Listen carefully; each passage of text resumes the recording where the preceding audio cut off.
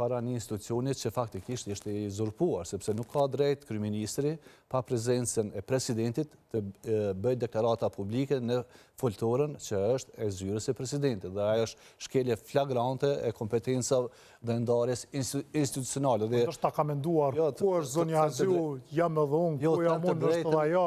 Të drejtin jam i habitur, pse nuk ka asnjë një reagim të vetëm nga presidenca e Republikës së Kosovës, sepse aty ka shërbys civil, ka sekretar permanent dhe ka plot drejtar që do duhet ta mbronin institucionin e tyre. Ju keni qenë shef i stafit. Po prandaj po them. Çfarë do të bënit në një rast? Sikur të isha shef i stafit, sigurisht që nuk do të kishte as mundësi minimale të afroja asaj foltore. Po tani shefi i stafit është përsëri subjekti të njëjtë politik. Mirë po nuk pres që nga shefi i stafit që mbasi tashti është emëruar nga ushtruesja e detyrës që ai ta pengonte kryeministrin, sepse nuk është këtu fjala për pengim. Kryeministri ka zyrën e vet,